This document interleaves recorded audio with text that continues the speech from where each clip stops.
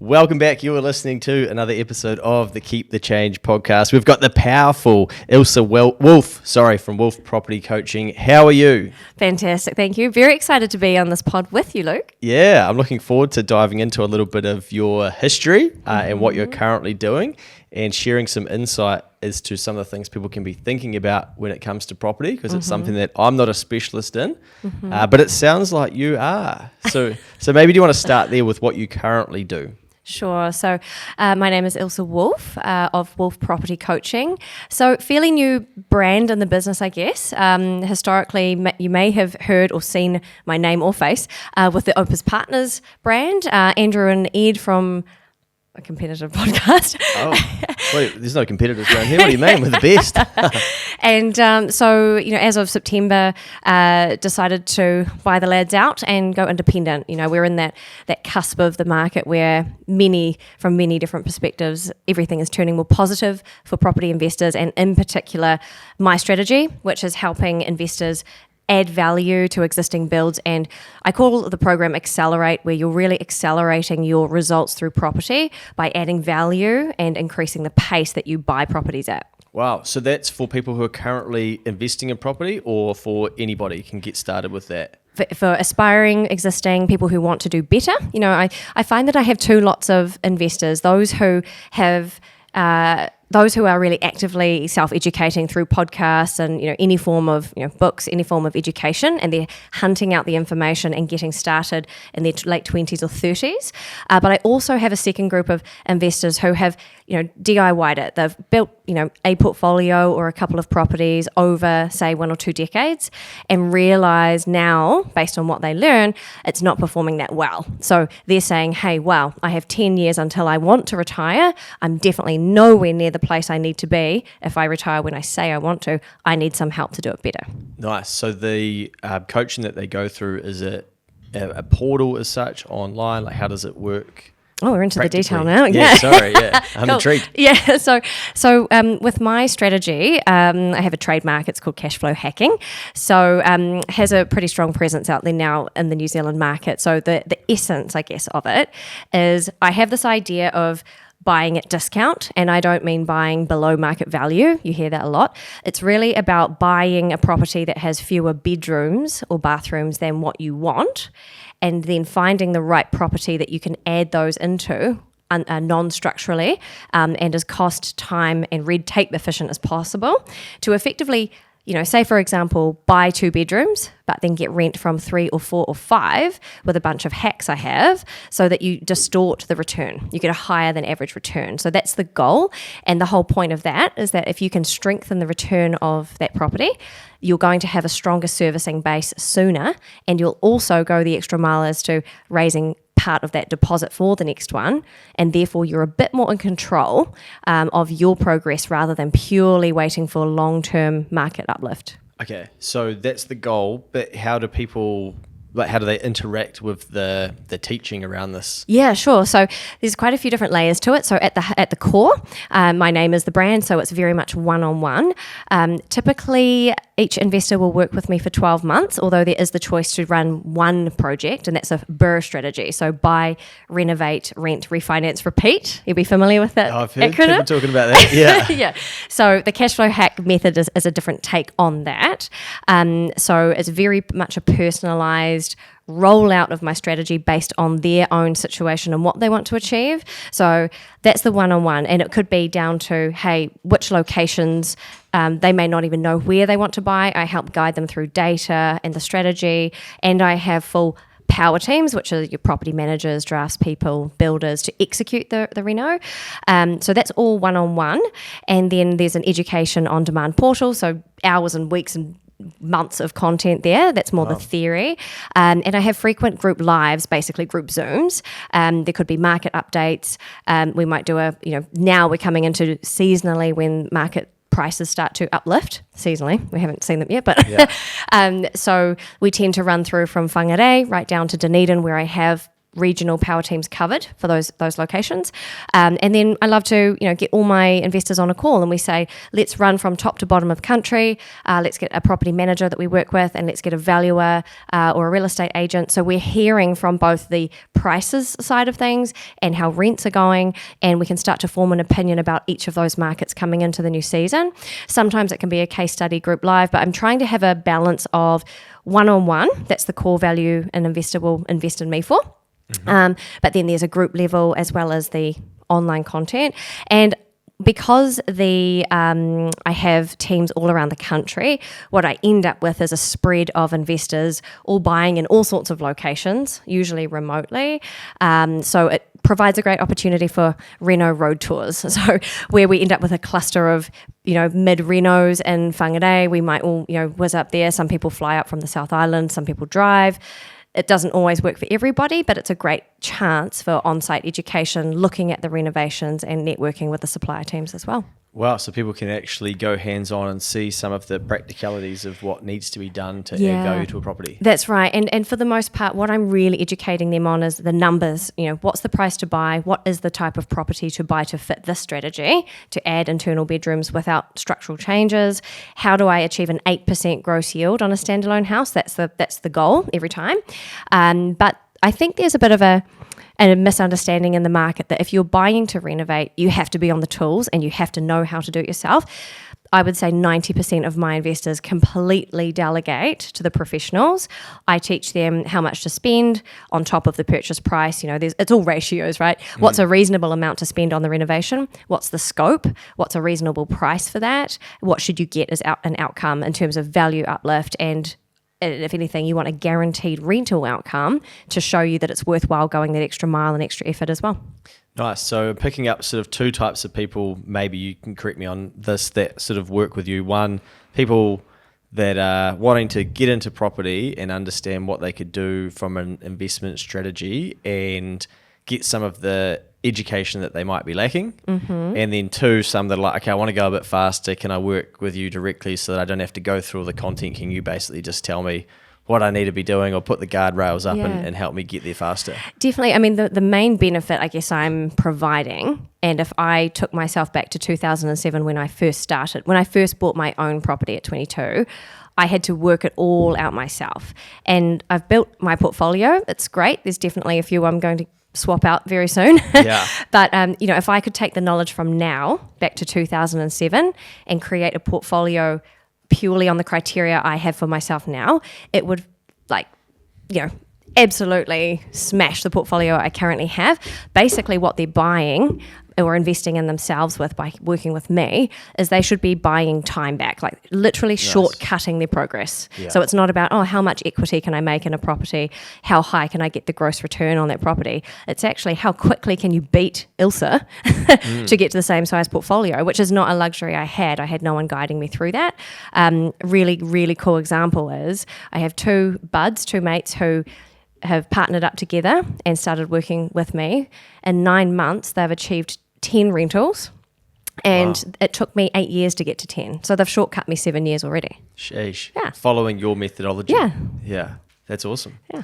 I think a lot of people don't understand that coaching is normally about actually speeding up results. Like I don't think we do a very good job in New Zealand of explaining that. Yeah. Okay. So how many properties do you have in your portfolio now? I have over 30 at the moment, and I'm really focused on multi-units, so multi-income blocks. Okay. My largest property at the moment is 11 incomes. It started as 10. I've added 11th. Took the rent from 110,000 up to about 255,000 with a 6-month renovation. Say that again. My accounting brain can't keep up. 110 to 250. Yeah, to 253, I think it is. Nice. So that was through, for the most part, cosmetic renovations. But I guess what I have evolved over, 17 years or 16 years of investing is I can walk into a property and picture exactly the end result, and I can work out how to get from here to there, and pretty much down to a few $100s, I can work out what I will spend and how I need to go about it. So I guess that's the nuts and bolts of what a client would get in working with me is usually they're really uncertain about how to get from how they view the property to what the outcome is and what it costs to get there. And I guess I've done so many of these now that I can just do that in my head. But yeah, I think in that process of improving, you know, every time I buy a property, the performance is better, the returns are better. I was going to say, sorry, say them. Right. You're right, we've got you talking.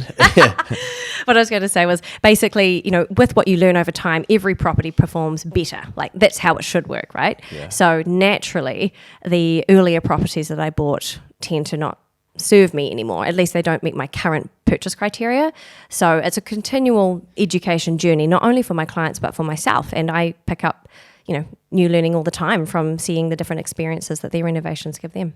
And that's because you would do, so some of those properties you've got from your early days, you would do things differently so they wouldn't necessarily meet the criteria for a purchase anymore. Oh, yeah, some of them are so far. Like I have a few properties in South Auckland that, you know, the theory is there, they're great development potential, the cash flow is poor, there's a ton of equity in them each.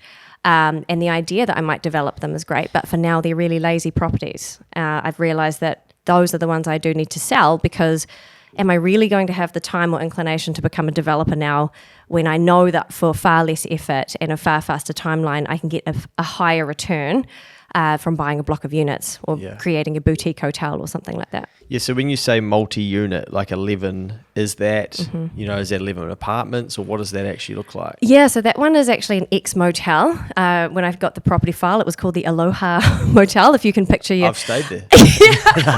If you can picture that, you know, the classic, hey, look, we've got this cinder block, you know, the old 60s motels with the cinder block walls that I just want to jib up because they're so ugly. They make me feel of like a, you know, 1995 roadie. Yeah.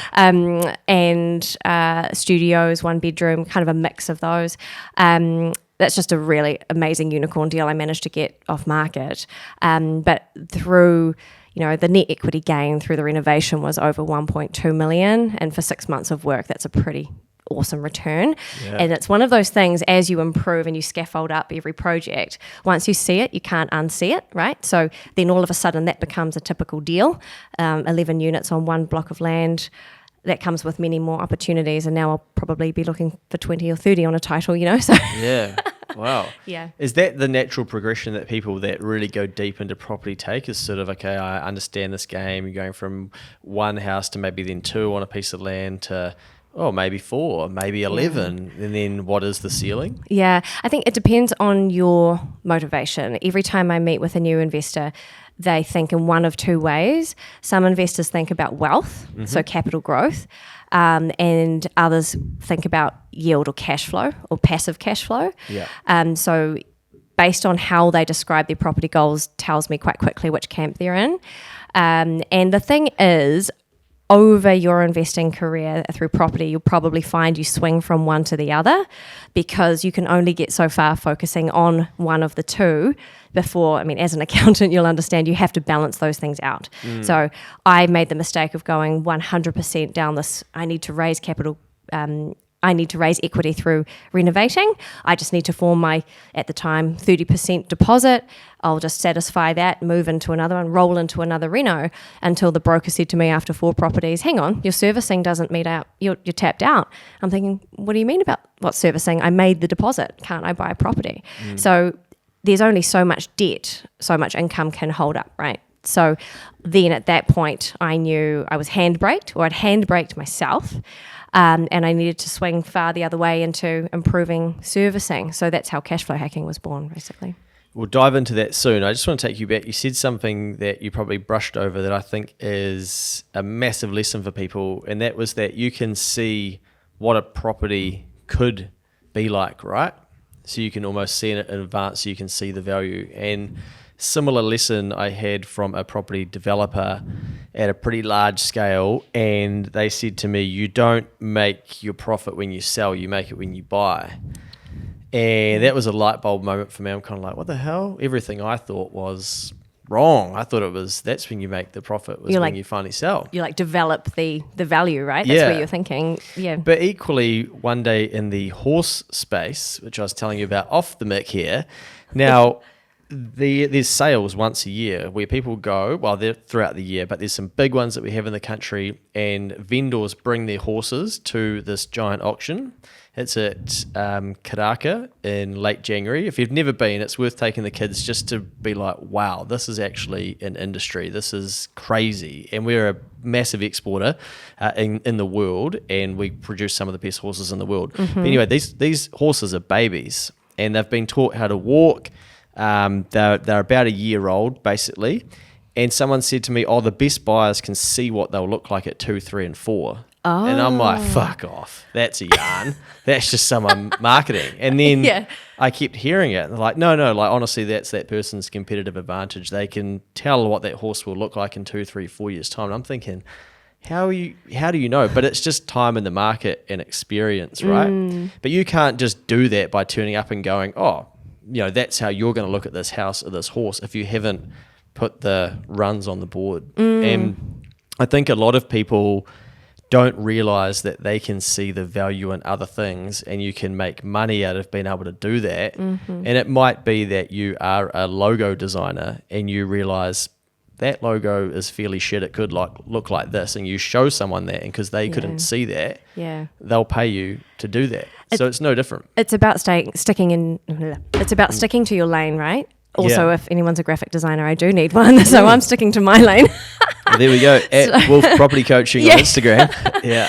So there's only so far. I mean, it's fashionable to be a generalist, and yes, it's great to have a bunch of skills. I've taken over this business from Andrew, Ed, and Ollie, and I find myself needing to do so many things I wouldn't previously be doing. I'm having to resource all the people I otherwise had in the office back then. So there's a point in time where I know I could be reaching my capacity, and I need to focus on the really high value effort and continuing to develop that experience so I can impart that knowledge with my investors, because that's what they depend on me for. Like a decision in buying property could be a $500,000 or $1 million investment, which is significant. The worst thing that could happen is you get buyer's remorse for $1 million purchase. You just can't have that happen, right? So I need to farm out all of the other skills to those who can do a far better job than I can.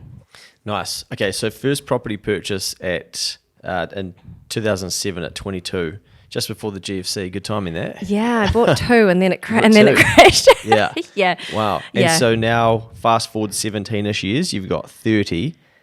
And what would that portfolio be worth, do you think?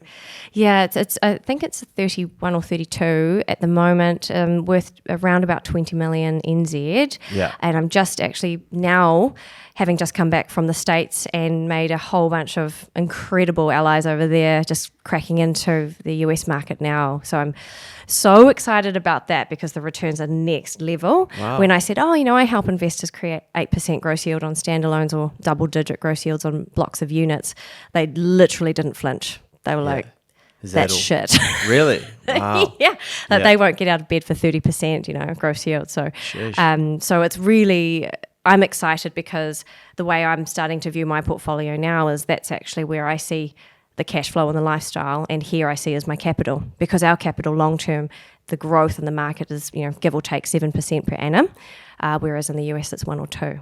Yeah. So they can in fact play, they can actually complement as well. Yeah, wow. That's amazing that you can get into a vehicle, i.e. property, and you can then end up playing globally as well. Which is, I had no idea that wasn't even an option. So it's sort of very early stages, but yeah, just kicking off the first project now, which is very cool. But, and that's the thing, right? So I don't know the market. I need to find the experts in that market. Same is true for me. I'm getting into boxing. I could really terribly feel my way through that, but I hire a coach, right? Yeah, so nice. It's more about like finding out your strategy. For me, I'm looking for to help investors who have a long-term buy and hold. So, flipping is one strategy, developing is another strategy, subdivisions, that's a strategy all on its own as well, land development. For me, I'm all about finding that sweet spot between time efficiency, cost efficiency on the renovation. So I can sort of say, do I spend $1 here or $1 here? I can always choose the right one and help my clients do that to maximize their return. But I'm all about trying to find a path of least resistance too. So consents, red tape, councils, holding costs over time. I don't really like any of that. So I'm trying to find the best bang for buck in terms of how can I get a massive return for a bit of extra effort, but with the least resistance possible. Nice. How did you learn all of this stuff? I did start on the tools. Yeah. No, I invested part-time for a few years, very blindly through the GFC when I was 23, I think, and just had no clue. I also didn't know that negative equity was an issue. So I kind of breezed through that ignorantly, thankfully. And then I actually lost my mum very suddenly while I was living overseas. And that was my light bulb tragic trauma point, really. Yeah. And from there, I threw myself in full time, literally onto a paintbrush, onto an electric sander, alongside a builder, and just learnt the ropes in every facet of a full renovation. Spent an entire summer from 7 till 7 every day with my brother, paying him in equity because I had no cash to pay him to help me get a few renos under the belt. Gee, not many people get paid in New Zealand property equity. That's a good deal. Yeah, and even with that, I had no idea how that first reno would go. So I said, I'll give you about $150 of equity per day that you help me. And I had to work it out. So it was very slow to begin with, but that's the journey with anything you learn new, right? It takes a while, but once you get your foundation, it sort of hockey sticks up. Yeah, nice one. One thing that I learned growing up was to never ask a woman their age. But I'm working it out here, and roughly around 40. Don't age me prematurely. I'm not quite there yet. Okay, 39-ish? Yeah. Okay, sweet. So I didn't ask, did I? That's a good tip. The for whole people editing out there. crew is just cringing, going, oh my God, I can't What's he believe you done? asked. And children? Sorry, we're getting personal now. Yeah. Now she's tapping out. She's going. Yeah. Which direction's this going in again? Yeah. So I have two. Yeah. So London, she is nearly 7, and Hendrix is nearly 3. Wow. Awesome. So you've got a lot on your plate. Yeah. That's where I was going to. Don't worry. That's what I was sitting again. It's quite wild when I look back. So with Opus Accelerate, started that. Actually, the boys approached me when I was 30 weeks pregnant. Ed initially approached me, and then I think when I turned up face to face with Andrew and he saw my stomach, he's probably thinking, and none of them are parents yet, and they sort of said, hey, look, we're really keen to do this. You tell us when you're ready. We have no idea what it's like. Yeah. But once they planted that seed in my head, once Hendrix was born, I think we launched in 3 months. I just had to start. Like we had to go once the idea was there. So when I look back, that was a mental year, like building a new business, looking after 20 or 30 new clients at that point, working it out, and breastfeeding. Yeah, far out. Yeah. Full-time jobs and building businesses. Yeah. What advice would you have for mums or new mothers around going after something that you are interested in, but balancing it with the shit, but my children? Oh man, those guilts, they're so hard. I read about that. Obviously, I don't understand it, but I think it must be important to talk about. Yeah. I definitely still struggle with it. I have a lot of female, I work with male and female clients, and I do know that other female clients also, they're juggling, learning this with me, often operating a business or working. That's a really tough one. It's you go through a phase if you want that growth. I don't want it to sound cliche, but if you want that growth, you kind of put yourself through the ringer to do it for them, for the kids, and to get more than you see around you as the status quo, right? So, I'll put myself through the ringer and just keep pushing forward. And I think that is one of the key things, is having that grit to just keep taking a step forward or getting up when you think you can't. Because to get an outcome that's going to be superior to you otherwise doing nothing is, for me, that's motivating enough in itself. I know a lot of women do struggle to balance the two, or their choices are compromised because they have limited hours, which is really tough because so many talented women, I think statistically women are better investors, aren't they? Yeah. Right. Correct. So it's it becomes a capacity thing, and just working out, if you've got a supportive partner, that helps a ton, as I do. So then you can keep pushing forward. But you absolutely have to have that support network, and the adage that you need a village is absolutely true. Yeah. Within our group, we've joked about having a commune and building our ultimate place so we can all help each other out. And I think we're not far off actually doing that, because it truly would help. Yeah. That's awesome. Yeah. Well, it's very, very, inspiring. Where does that grit and determination come from for you?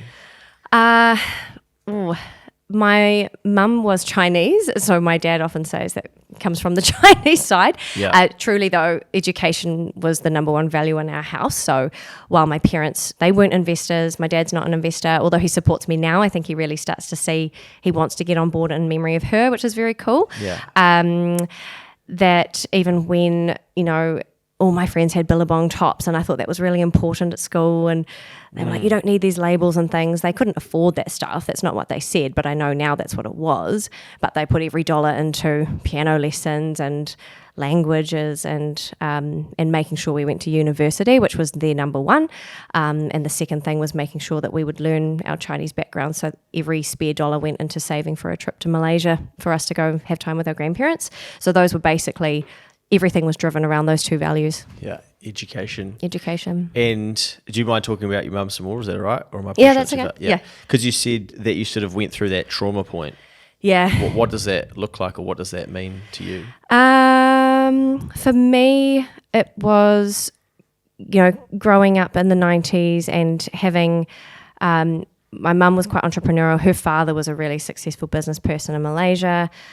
All sorts of, probably some above, some below board business from, mid-century ideas. We can get those off the record. Yeah. Pretty, he was a hustler, and Yeah. I'd like to think maybe I have an element from that side, I guess. But, I grew up where my dad grew up in his household, sort of, with that whole mentality of you spend your whole working life to pay down your own home, and that's it. So I grew up hearing that and always hearing them talk about, we're this far through our mortgage.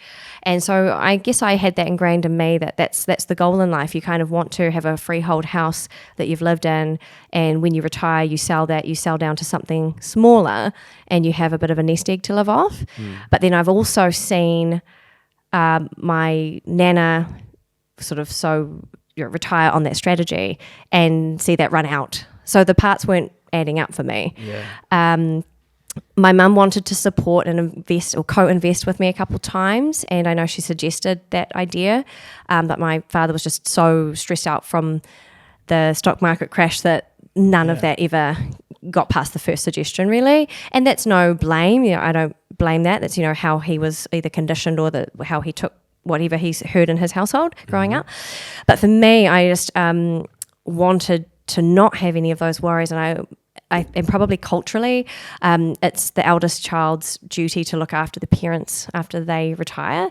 So I've always had that mindset of, I knew that they'd provided everything for my brother and I to their own sacrifice.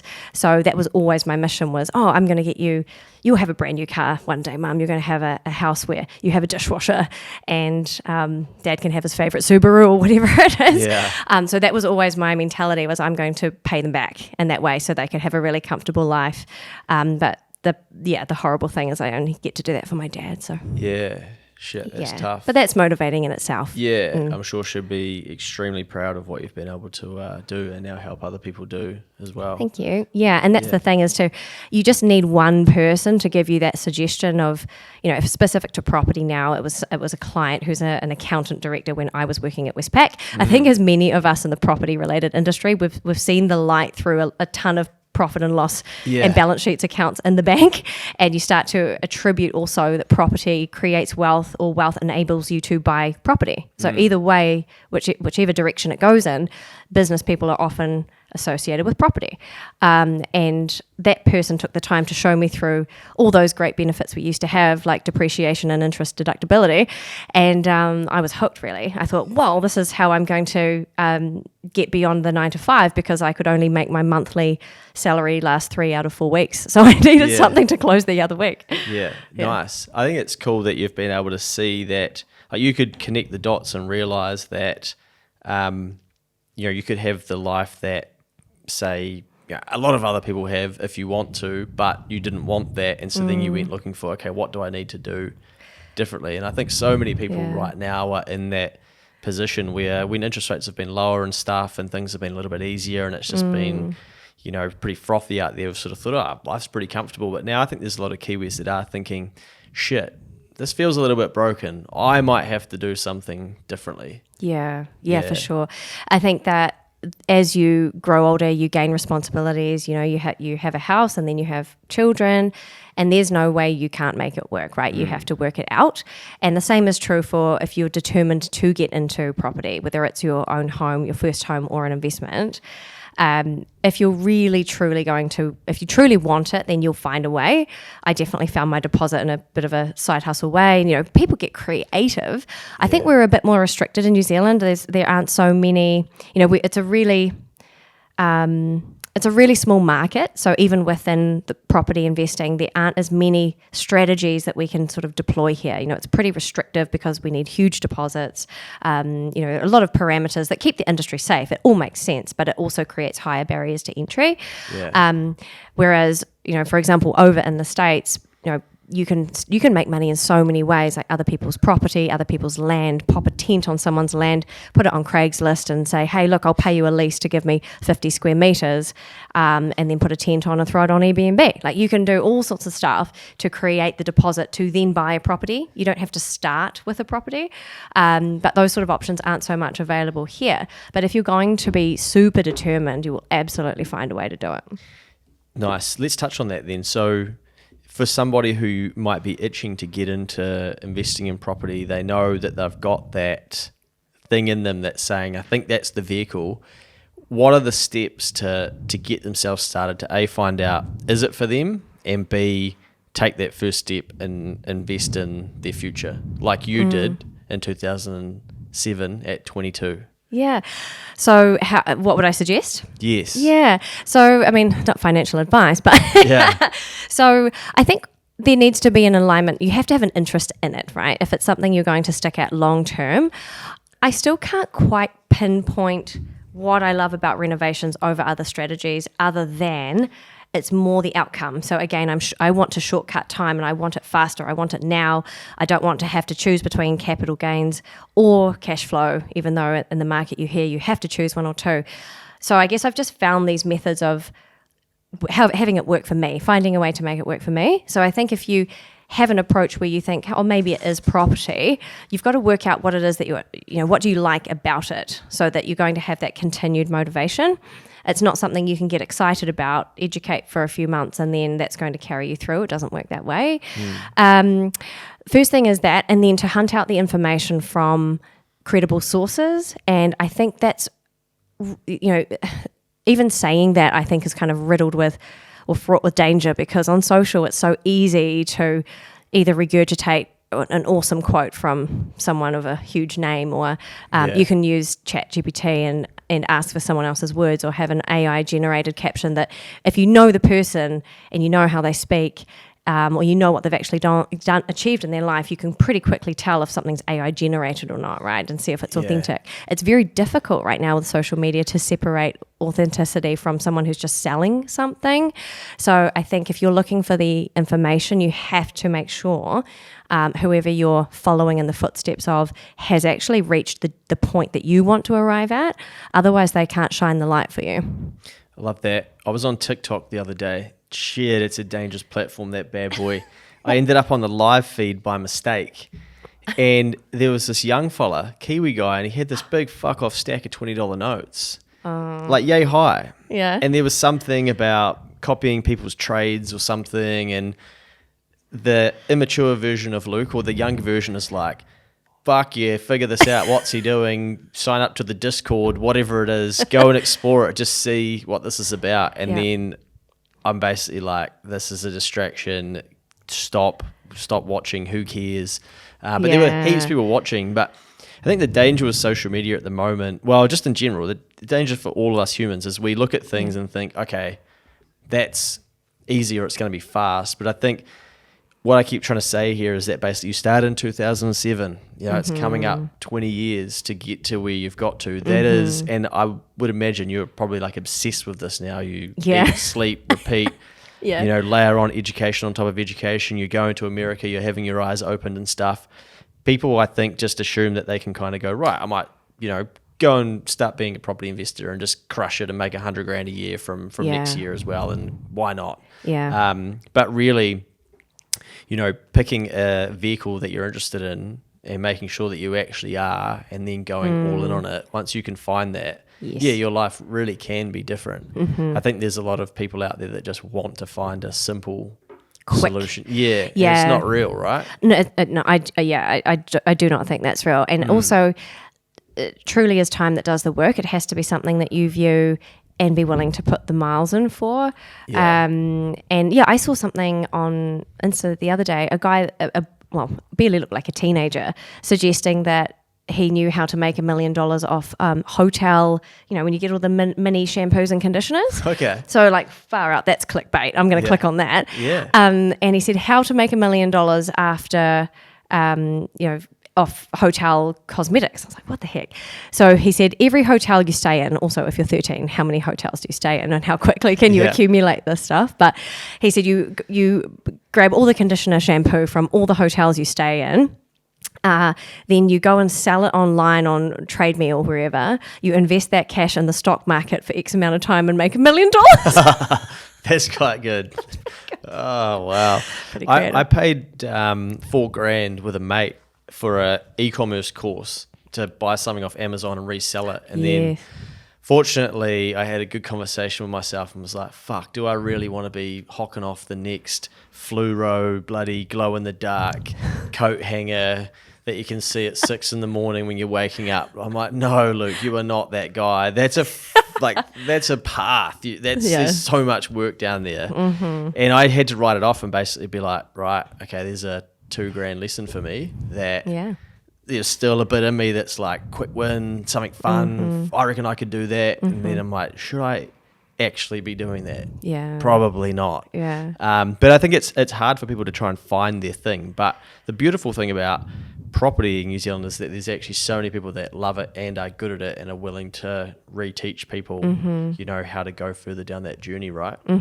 Yeah, I think if you're serious about getting the results and if you do want them faster, then as with anything, you shortcut time, you learn faster. So it's about aligning with the right choice then at that point. If you're going to get someone to mentor or coach you, find the strategy that works for you and then find the person that you vibe with. You need to have a fit together to make sure you want to learn from this person. And how do you know when enough is enough when it comes to properties at the property buffet? For me, well, yeah, I don't. Yeah, you don't. Yeah. I honestly get asked that so many times. Like, where is my goal? I don't have one. I just want to push harder. I just want to do every deal better, get better results. And it's that thrill of that transformation, I guess. But also wondering, maybe it's that excitement of, okay, now I've accomplished this sized deal. How do I do a deal twice as big? Because once you elevate to another level, that becomes your norm, right? So it's no longer challenging. So I don't know, maybe I've got some weird addiction to like property deal sizes or something. Probably just chasing growth and competing with your old self, right? Yeah. Sometimes I talk about, you used to play, well, you probably didn't. Didn't waste your time doing this, but I think it was Gran Turismo, and you'd have the ghost car behind you, which was your personal best, and you'd be racing your personal best. Oh my gosh, I forget my brother was playing that. Yeah. I just pictured it as you described it. Yeah. And I think sometimes that's what life is like, right? Where you're like, fuck, it's in front of me. How is it in front of me? I feel like I'm doing better with this one. Or you beat it and you're like, yes. That's a great metaphor. So I took that to another level, and I would run up this hill, Lower Domain Drive, and I would think about where my Gran Turismo shadow was. Was I in front of it? Yeah, so I think people like us are sick. There's probably something wrong with us if we start, doing that. But I mean, what I did want to ask, and this again a little bit personal, but have you done some things around like self-development or even counselling, or explored some of your childhood, or to openly say, the trauma of your mum dying and stuff, and working through that? Like you just glazed over that, but are those things that you've learnt along the way and lent into? Yeah, so that I probably didn't go deep enough on that when you asked, but that really became about, at the time, for context, which I should have said, was I was working in one of the largest vodka companies in the world in Luxembourg, but it was a privately owned brand. This Russian oligarch married to a Victoria's Secret model, and it was just really intertwined, his life and the business, and he had zero care for us as employees. Half the time I'd have to pay bills for the marketing agency, and I'd have no cash because he'd taken Bill Gates out on a boat and all this sort of stuff. I'm like, what the heck's going on? Jeez. Yeah, it was all in that kind of world. Yeah. And then the other thing that was happening around me was as my colleagues would not stay for too long, would, earn their tenure. So year after year, they got closer, they knew more, they'd just suddenly disappear or get fired. And I thought, he has no value for our staff. He just wants us to line his pockets. And so the fact that I was on the other side of the world, lost my mum, that was time I would never get back. Maybe that's part of the time factor in my head. I decided I would never, ever give my time to someone who didn't value it. Yeah. And in that moment, deciding I'm going to build cash flow and wealth for my family and for now my kids in a way that has value for me, not where I'm creating the value for someone else. Love it. Nice. Yeah, I wanted to finish there because I felt like there was something there, and I think for a lot of us, you can kind of tell with self-aware people, right, where they've dug into their past, they've got a little bit of the reasoning, they can kind of see what's healthy, what's unhealthy, why they might be doing what they're doing. And that plays a big part of who they are. And I just think I'd encourage all of us to basically try and do some of those things where we understand what's driving us. Totally. And it can be a really hurtful, dark place to try and do that work. There's probably still more I need to do on that as well for myself, but you can use that to drive you, right? It creates a power and an energy. So if you put that to the right purpose and in that right direction, you can turn that into really positive outcomes. Yeah, because I kind of think that sometimes people mistake life that it just has to be people clapping you on the whole time and that's what you want. But then so many people that I meet that are doing well as well will say, oh, I needed that person doubting me or like fucking me off or showing me that that wasn't how I wanted to live. And then they were like, oh, cool. Now I'm going to go over here and do it this way. And then even you've probably thought, right, I've got all the answers. And then your parents are like, oh, I don't know if I want to, this seems too risky for us. And so then you've kind of got to prove to them that it is that it is right. Yeah, tell me I can't do it and I'll definitely do it. Yeah, you almost need the doubters plus the supporters and then go, okay, thank you. I know you're both there. Now I'll go and prove it. Yeah, it's a strange formula when you put it out loud. Yeah. Well, I just want to say sorry, firstly, before we wrap this up, because usually with a podcast, what's really smart to do is basically start at the beginning of your journey, walk all the way through it, and then just unpack some things as we go. But I didn't fucking do that at all. We've gone all over the show. But I do know that the lads who are good friends of the Keep the Change podcast at Checks and Balances, they've done a great podcast with you, right? Yes, where you've explained in probably a lot more detail than my 64 tangents over the last 50 minutes, your linear journey of property. Yeah, how you got into investing in things. And so I don't like to just do the same podcast as other people because I think there's probably, there's no real lessons in there. So if you do want to, understand more about Ilse and what she's done to get to where she is today, then there is a podcast via Checks and Balances. Go to their podcast, go search, and you'll be able to find that information. That has been outstanding. I feel like we've only scratched the surface. We will be doing a bit more of advanced part 2 and diving into some more of the geeky side to property, figuring out how we can maximize property investments. But any final words from yourself or anything that you'd like to get across to people? And then secondly, how can they find more of what you're up to or keep an eye on your journey? Thanks so much, Luke. Such a pleasure, and fully appreciate the 64 tangents. You definitely played a role of having me challenge myself. I think I'll be continuing to work on that. No, it's fantastic. So I guess one of the main lessons is if you're going to have that certitude that you want an outcome for yourself, you have to just have that certitude and make it happen, regardless of what challenges are thrown at you. It's very easy to make your excuses larger than your reasons, but you're definitely not going to arrive at where you say you want to be if you let them overcome your motivation. And the second one is, we didn't really touch on the topic, maybe we will in part 2.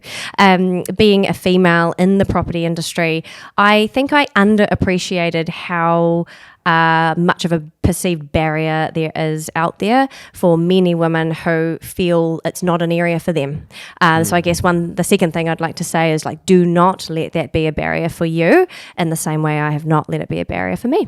Nice one. Yeah, I'm very lucky that I have a lot of successful female, woman clients, whatever terminology we're supposed to use in 2023, I can't keep up.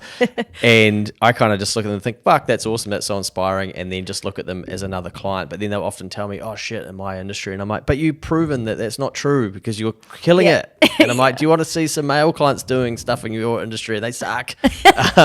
So let that go. But I know that there are those barriers and those self-limiting beliefs and stuff. But before we jumped on here, I said the cool thing about what you're doing is that there'll be so many women that will be able to see themselves in you, or even just break that limiting belief that they have that they can't do it because they have children, or that they're female trying to kill it in that space and whatnot. But you're basically showing them the path, and you've been there and done it, and you can help people speed up through that journey. So thank you for the work you're doing in that space. And secondly, thank you for the word certitude. I didn't even know, is that a word? How to spell that. That's my fucking word of the week. Outstanding. So I've learned something here as well. I'm sure the listeners have as well. Stay tuned for the part 2. Thank you.